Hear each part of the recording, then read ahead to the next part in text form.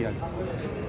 ऐसा है 30/12 को जो मीटिंग रखी गई थी, उन मीटिंग में जो पहले 7 मुद्दे रखे गए थे उनके ऊपर जो डिस्कशन हुआ था, उसके बाद जो अन्य मुद्दे रखे गए थे उससे पहले ही हमने बैकआउट कर दिया था पिछली मीटिंग में।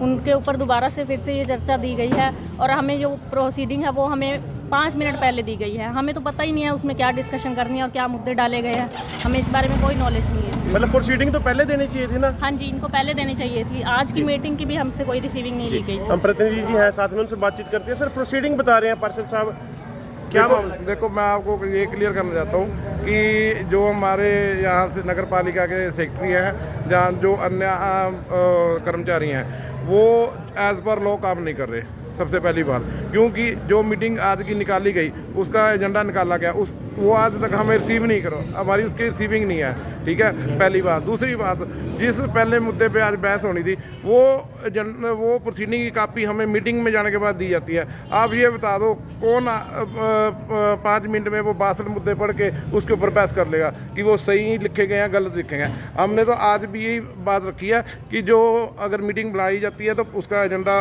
सारे एमसीओ के पास पहुंचना चाहिए और उसके ऊपर पहले से वो अपनी तैयारी करके आएँ और उसके बाद अपने सहमति और असहमति दर्ज कराएं। इसलिए पहले जो पहला एजेंडा था आज का, उसका हमने निर्विरोध किया कि वो पहले भी हम इस मीटिंग को छोड़ के इसलिए गए थे क्योंकि वो विशेष मीटिंग बुलाकर फिर उसको सामान्य बनाने की कोशिश की गई। और आज भी एक ये विशेष ही मीटिंग थी क्योंकि इसका भी नोटिस 2 दिन पहले ही निकला था। और इसलिए हम ये कहना चाहते हैं, ये सारे मतलब कि हमारे शहर के जितने नागरिक हैं उन तक ये आवाज़ जानी चाहिए कि पार्षद खिलाफ नहीं है, पार्षद काम कराना चाहते हैं, पर ये नगर पालिका काम कराने के हक में ही नहीं है। इनको तो सिर्फ अपने मतलब कि जो इनकी मनमर्जियाँ वो होनी चाहिए। पार्षदों का कोई उसमें ना तो उनके व्यूज़ लिए जाते हैं, ना उनके मतलब कि किसी बारे में उनसे बात की जाती है। अगर ऐसा है तो फिर मान लो पारदर्शिता से काम नहीं हो रहा तो खैर विकास कार्य तो नहीं होंगे, तो डीसी साहब से या मुख्यमंत्री से क्या अपील करेंगे इस तरह से अगर प्रोसीडिंग्स चल रही हैं तो? बिल्कुल, हम डीसी साहब के पास भी गए थे, हमने उनको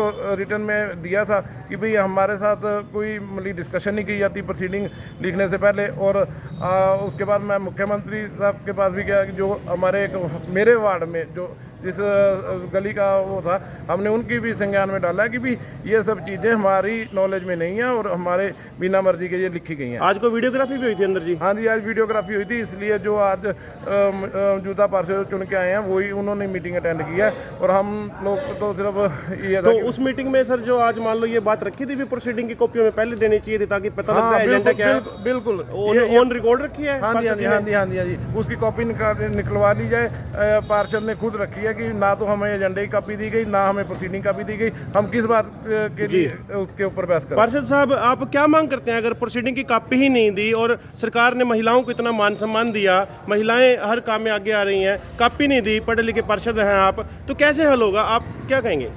ये तो सेक्रेटरी सर को सोचना चाहिए। उन्होंने हमसे एजेंडे की ना तो रिसीविंग लिया, प्रोसीडिंग की कॉपी भी हमें वहाँ बैठ के मीटिंग स्टार्ट होने से 5 मिनट पहले प्रोवाइड करवाई गई है। तो हमें उसके बारे में पता ही नहीं है। हम पहले भी बैकआउट कर चुके हैं पिछली मीटिंग में, हमें उन मुद्दों के बारे में पता ही नहीं है। हम 5 मिनट में क्या उस पर विचार कर लेंगे और क्या हम उस पर डिसीजन देंगे। आपका होमवर्क नहीं करके आते इसको लेकर? नहीं, हमें पता ही नहीं है हम होमवर्क कैसे करेंगे। पहले से हमें प्रोवाइड करवाया जाए सारा, इसीलिए हम होमवर्क करके आएंगे। जी शुक्रिया।